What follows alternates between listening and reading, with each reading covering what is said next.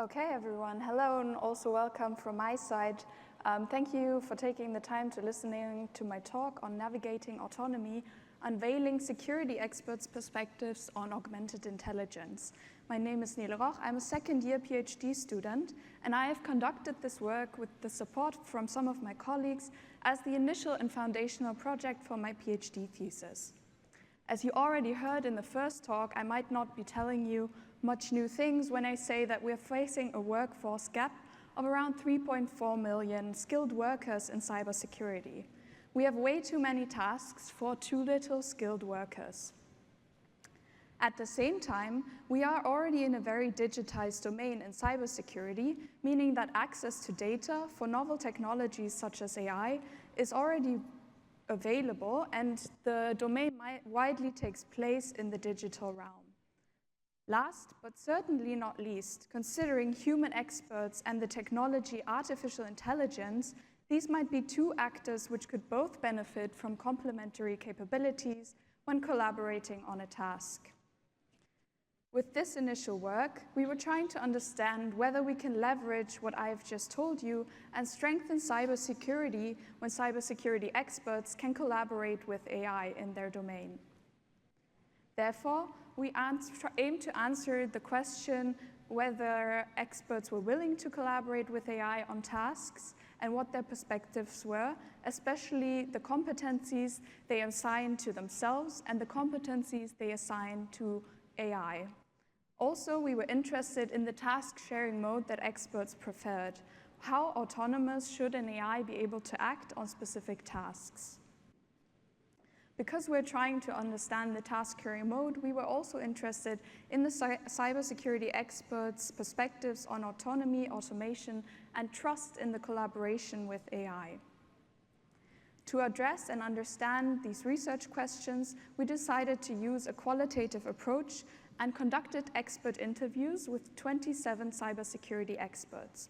To recruit these, we used purposive and snowball sampling, validating their expert status before reaching out to them. To collect, analyze, and generate the data, we followed a grounded theory approach, including techniques such as ongoing memoing, the snowball sampling, and diagramming during the actual coding process. Overall, we were able to recruit 25 men and 2 women, mostly in high-level managerial roles, such as chief information security officers. These roles often are involved in managing other employees, but also in the cybersecurity domain, often make more hands-on experience in technical tasks.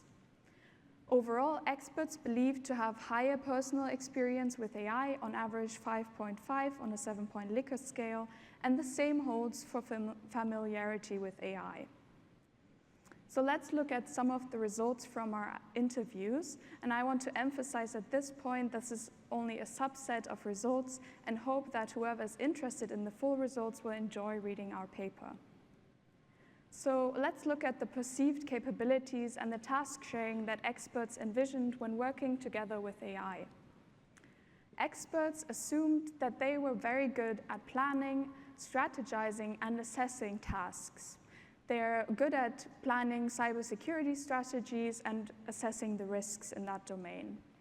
This did not mean that AI cannot support them with this. Experts believed that the AI can support them through condensing, summarizing, information and preparing reports and drafts for policies.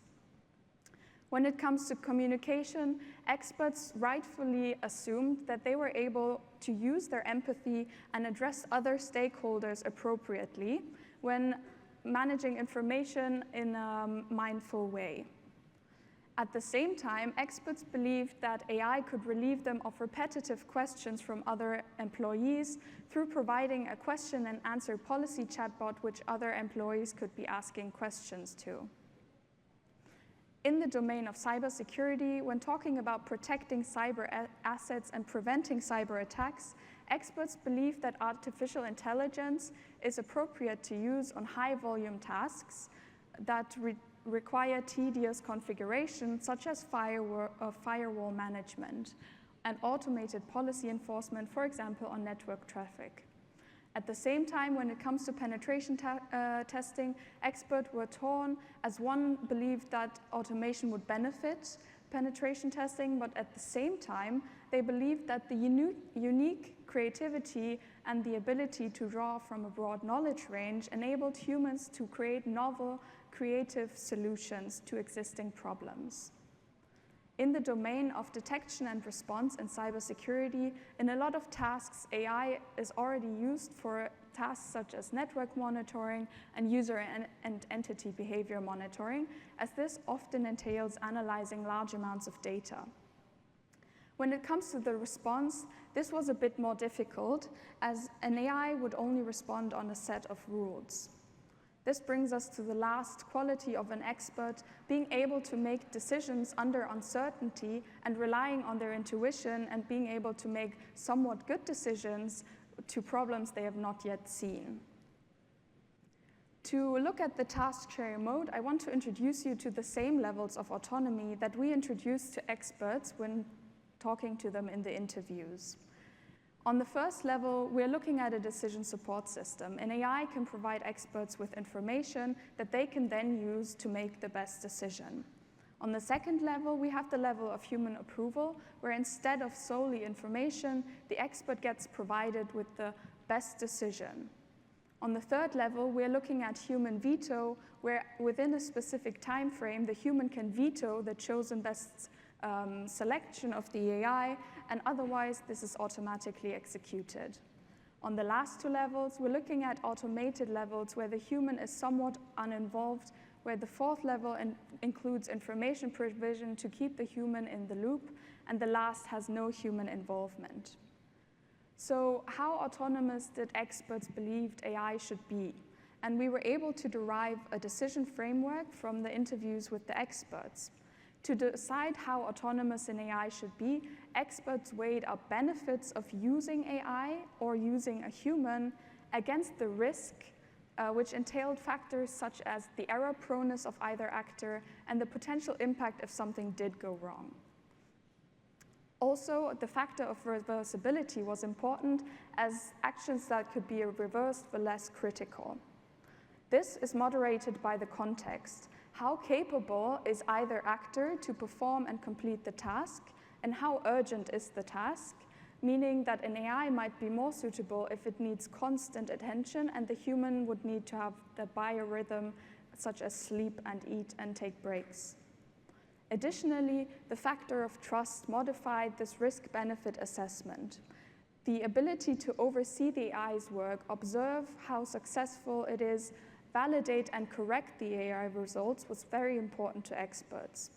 This was also influenced by the experience that experts had with a specific type of AI, but also with AI in general. And last but definitely not least, the transparency is an important factor in cybersecurity. As this is a very high-stakes domain, experts need to be able to understand how technologies come to a specific conclusion. So let's look at some of the discussion points we have addressed in the paper. First of all, we stress the importance of supporting the trust-building process with the AI employee. Initially, experts wanted to provide AI with less important tasks at low levels of autonomy. This would enable them to monitor the performance and the results closely, and once it has been proven to be reliable and correct, it can produce, experts were willing to give it more autonomy. Additionally, the principle of never trust and verify was often employed by experts. The human in the final decision power was very important. As experts have a high level of self-confidence and expertise, this enables them to rely on their own capabilities and verify and correct AI results. While this is really good to avoid any consequences, negative consequences associated with the employment of AI in cybersecurity, it's really bad for actually leveraging possibilities and advantages of collaboration between experts and AI in cybersecurity.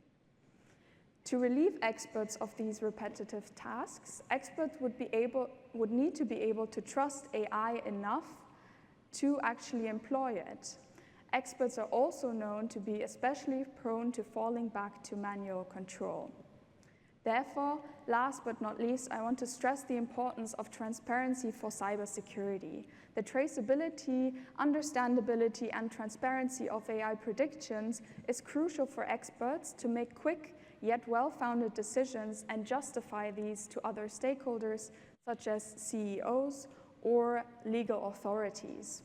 Additionally, the transparency can help experts gain and establish trust in the AI and the collaboration. I want to thank you for your time and hope you might enjoy reading the paper.